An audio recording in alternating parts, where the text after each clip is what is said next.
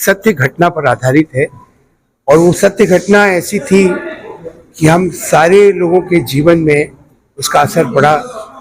Pandemic, corona virus का जो pandemic, और सिर्फ हम ही नहीं, पूरा विश्व इसकी लपेट में था। इसीलिए ये फिल्म की जो कहानी है, जो सत्य घटना पर आधारित है, जिसमें एक परिवार जो एक रिमोट एक ऐसे गांव में रहता है जहां पर कोई सुख सुविधा नहीं है शहरों की, और वो भी इस जो सरकारी तंत्र या सरकारी पॉलिसीज थी, ये जो लॉकडाउन हो गया अचानक बिना कोई नोटिस के, इसके कारण वो भी एक बहुत बड़ी समस्या में फंस गए। और ये समस्या आप देखेंगे पिक्चर के अंदर, और कैसे वो समस्या का समाधान खोजते हैं। और ये चूंकि एक ऐसा समय था जिसमें पूरा विश्व इफेक्टेड था, तो इस फिल्म में इंटरेस्ट जो है वो पूरे विश्व का है। अभी हमारे पास ऑफर आया है, हमने भेजा है। लंदन यूनिवर्सिटी की जो school of oriental and Asian studies जो है वो इसको स्क्रीन करेगी very shortly. British film institute इसको स्क्रीन करने वाली है, और लंदन पार्लियामेंट में भी इस फिल्म को दिखाया जाएगा। और वहाँ के सारे पार्लियामेंटेरियन ये देखना चाहते हैं कि एक तरह की केस स्टडी है, एक हिंदुस्तान में एक इस तरह की घटना हुई पेंडेमिक में, और वो स्टडी करना चाहते हैं कि पूरे विश्व में कहाँ किस तरह से लोगों को परेशानियां हुई और फिर वो परेशानियों से कैसे निकले। ये केस स्टडी है। और आने वाली जो मतलब यूथ है, या जो भी हमारे जो ये है माने नेक्स्ट जनरेशन है, वो इसको as a case study use करेगी। उससे सत्य घटना पर आधारित है। और ये हुआ माने देयर वाज अ क्राइसिस, और क्राइसिस बढ़ गई ह्यूमन एरर के कारण। जब हम कोई पॉलिसी डिसीजन लेते हैं जिसमें स्टेक होल्डर्स को कंसल्ट नहीं करते हैं, स्टेक होल्डर्स को उसमें पार्टिसिपेट नहीं कराते, तो परेशानी घटने के बजाय बढ़ जाती है। यही हमने दिखाने की चेष्टा की। और इसमें किरदार तो देखिए बहुत सारे लोग हैं। कितना फायदा होगा इस फिल्म देखने वालों को? देखिए, इस फिल्म को देखने के से कम आगे हम जब कोई इस तरह की क्राइसिस हमारे पास आएगी, तो उस क्राइसिस को जब हम टैकल करने की चेष्टा करेंगे, तो कम से कम ये मिस्टेक, इस तरह की मिस्टेक हम रिपीट नहीं करेंगे। तो ये एक हमारे लिए एक सबक है, या समझ लीजिए हमारा टेक अवे है, क्योंकि ये तो सत्य घटना पर आधारित है।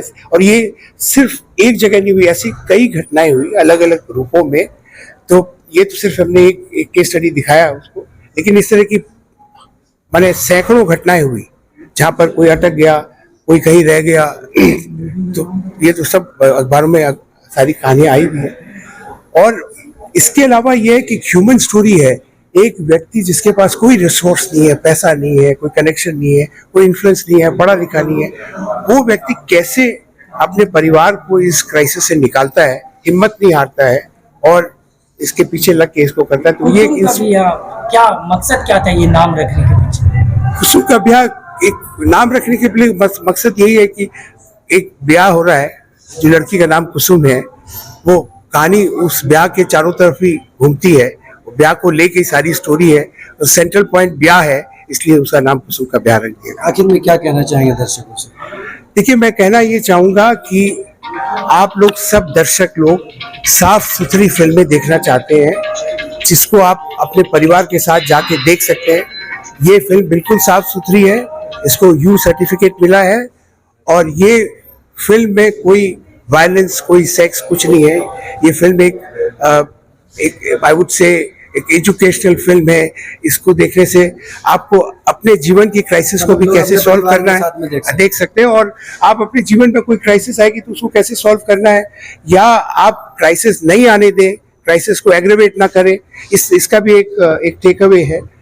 और दूसरी बात है कि मैं दर्शकों से ये कहना चाहूँगा कि आप चाहते हैं कि इस तरह की साफ सुथरी फिल्में बने, तो फिर आपका भी एक दायित्व है कि आप ऐसी फिल्मों को आप सपोर्ट करें। सपोर्ट कैसे कर सकते हैं? आप खुद जाके देख सकते हैं, आप लोगों को जाने के लिए कह सकते हैं, लोगों को उत्साहित कर सकते हैं, प्रोत्साहित कर सकते हैं कि जाके देखिए। क्योंकि अगर आप लोग जाके इस फिल्मों को नहीं देखेंगे तो फिर इस तरह की फिल्में बनेगी नहीं। ठीक है, अपना परिचय दे दीजिए। मेरा नाम प्रदीप चोपड़ा है। मैं इस फिल्म का प्रोड्यूसर और मेन एक्टर, मेन किरदार मैंने निभाया है। और एक बात और कहना चाहूँगा मैं कि सारे जीवन में मेरे को, जब मैं स्कूल में था तो मुझे जब ऑडिशन हुआ एक नाटक का, तो मुझे कहा गया कि आप एक्टिंग नहीं कर सकते, क्योंकि उन्होंने कहा कि डायरेक्टर बड़ा मजाकिया तरीके से मेरे को कहा कि देखो भाई, दो तरह के लोग होते हैं, एक होते हैं जो एक्टिंग कर सकते हैं, एक जो होते हैं एक्टिंग नहीं कर सकते। आप सेकंड कैटेगरी में, इसलिए आप एक्टिंग करने की चेष्टा मत करिएगा। सारे जीवन मैंने यही सोचा कि मैं एक्टिंग नहीं कर सकता, क्योंकि मैं बहुत सारे थिएटर ग्रुप से अटैच था, लेकिन मैंने कभी स्टेज पे जाने की हिम्मत नहीं की, मैं बैक स्टेज ही रहा। लेकिन शिवेंदु बाबू ने मेरे को कहा कि आप चलिए ना, आप हो जाएगा एक्टिंग। और मैं जब क्लासेस देता हूँ, बच्चों को प्रोत्साहित करता हूँ, हमेशा बोलता हूँ कि सबसे अच्छा तरीका डर से निकलने का है कि वो करो जिससे आपको डर, मतलब if you want to get over your fear, do what you fear the most and the fear will go.